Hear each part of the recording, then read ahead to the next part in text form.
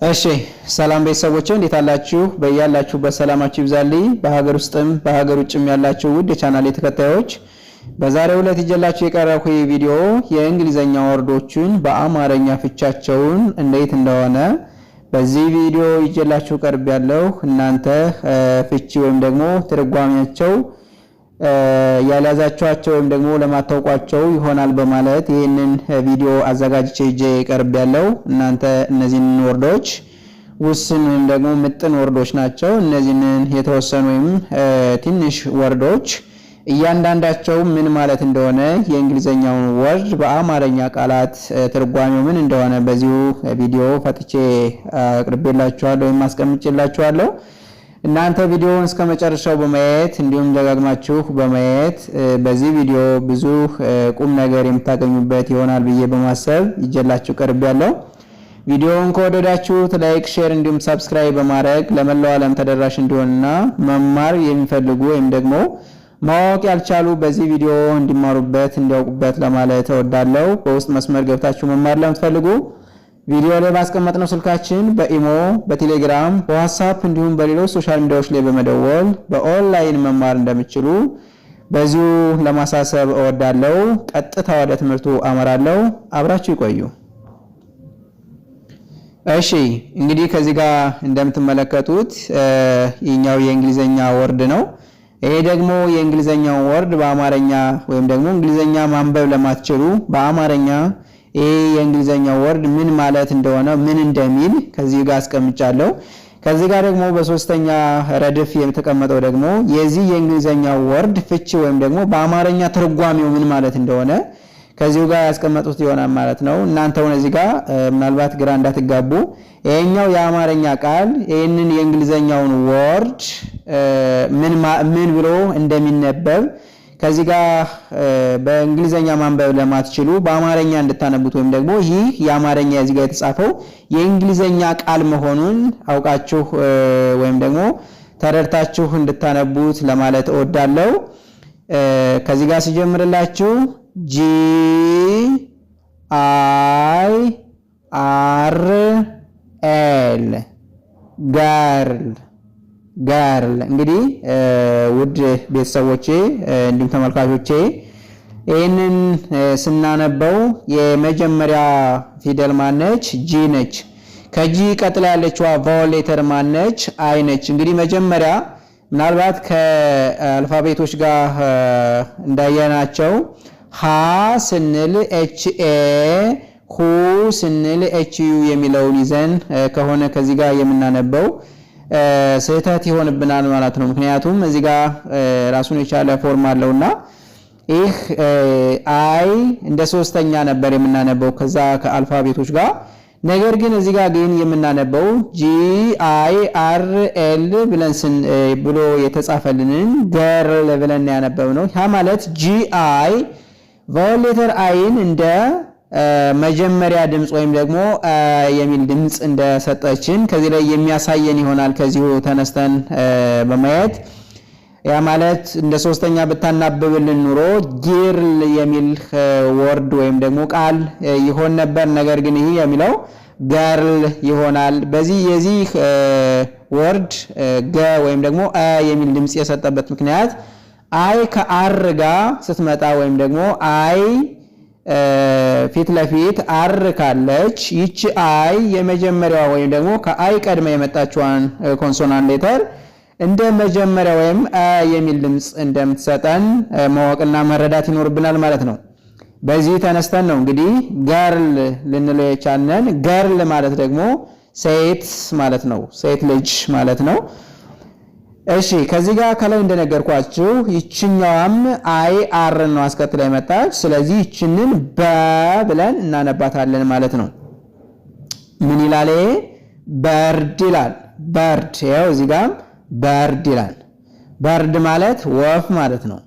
ወፍ ኤስ ኤች አይ አር ቲ። ኤስ ኤች የሸ ኮንሶናንት ነች፣ ሺ ማለት ናት። ነገር ግን አይ አር ስላለች እዚህ ጋር ማን ትሆናለች? እቺ ሺ የነበረችዋ ሸ ትሆናለች። ሸርት፣ ሸርት ማለት ሸሚዝ ማለት ነው። እሺ ከዚህ ጋር ደግሞ እንደምታዩት ቢ አይ IRTH ልክ ከላይ እንዳየናቸው እንቺ IRም እንደ መጀመሪያ ወይም ደግሞ የሚል ድምጽ ሰጠናለች። ስለዚህ ምን ብለን እናነባዋለን?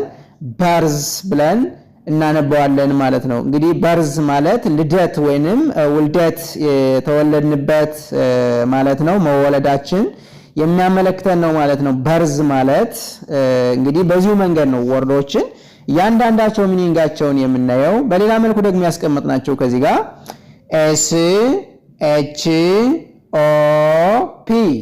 ሾፕ ሾፕ ማለት ደግሞ ሱቅ ማለት ነው።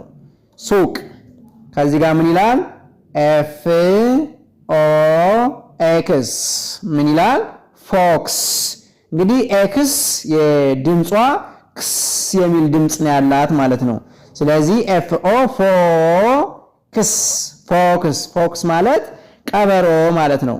ቀበሮ ከዚህ ጋር እንግዲህ ኦ አለንና ኤክስ ደግሞ ክስ የሚል ድምጽ ስላላት ኦክስ እንላለን። ኦክስ ማለት በሬ ማለት ነው። በሬ ከዚህ ጋር BOX BO ቦ ሲሆን ኤክስ ደግሞ ክስ እዚህ ጋር ቦክስ ይላል። ቦክስ ደግሞ ምንድነው? ሳጥን ማለት ነው። ሳጥን። እሺ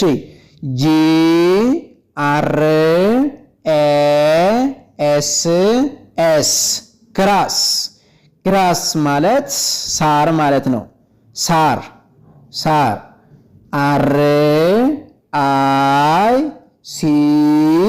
RICH ሪች ሪች ማለት ደግሞ ሀብታም ማለት ነው። ሀብታም KNIFE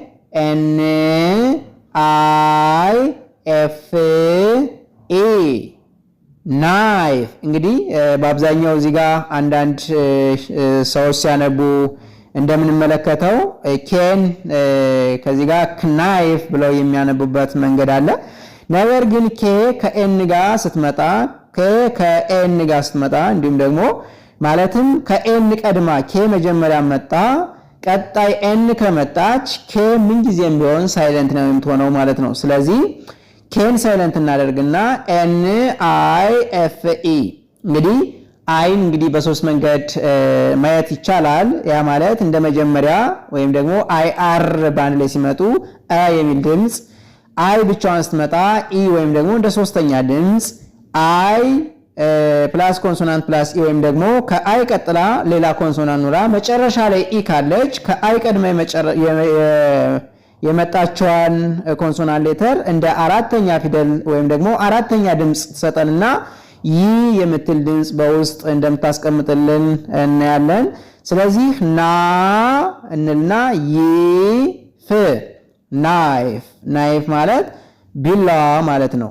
ቢላ ከዚህ ጋር ምን ይላል? LIFE ላይፍ። እንግዲህ እዚህ ላይ ሊፍ እንዳንለው ከዚህ ጋር የምንላት ናት። እንግዲህ እዚህ ጋር ኤልን እንደ አራተኛ ድምጽ ያደረገችው ማለት ነው። ላይፍ ማለት ህይወት ማለት ነው። ህይወት።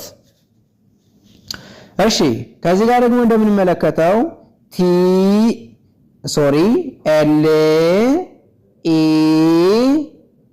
LEAF ሊፍ። ሊፍ ማለት ቅጠል ማለት ነው። ቅጠል ቅጠል KING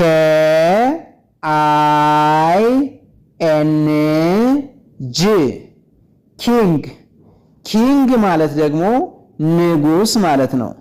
ንጉስ KIDNEY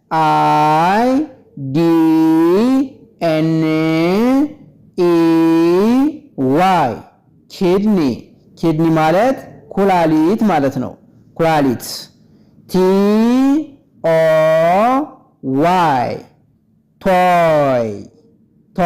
ቶይ ማለት ምን ማለት ነው?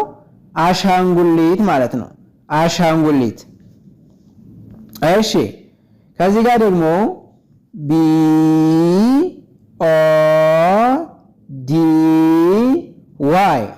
BODY ቦዲ ማለት ሰውነት ማለት ነው። ሰውነት SKY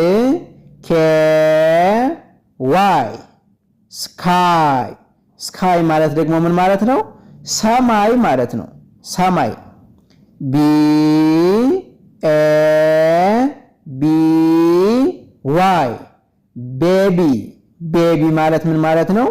ሕፃን ማለት ነው።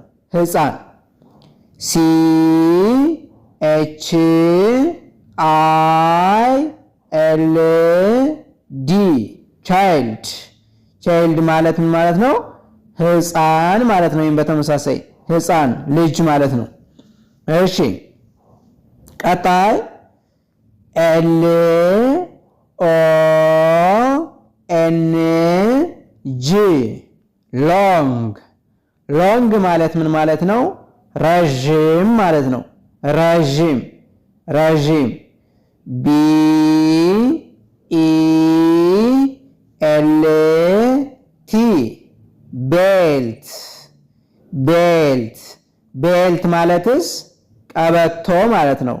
ቀበቶ አር አይ ኤን ጂ ሪንግ ሪንግ ማለት ምን ማለት ነው? ቀለበት ማለት ነው።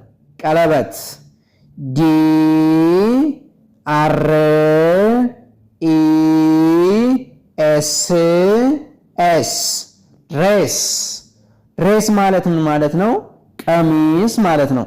ቀሚስ እንግዲህ ውድ ተመልካቾቼ በዚሁ መንገድ እነዚህን የእንግሊዘኛ ወርዶች በአማርኛ ትርጉማቸውን በዚሁ መልኩ አዘጋጅቼ ይዤ ቀረብኩኝ። እናንተ ቪዲዮውን እስከመጨረሻ ስላያችሁት እጅግ በጣም አመሰግናለሁ። ይህንን ቪዲዮ ለሌሎች እንዲዳረስ ላይክ፣ ሼር እንዲሁም ሰብስክራይብ ማድረጋችሁ አይረሳ። መልካም ጊዜ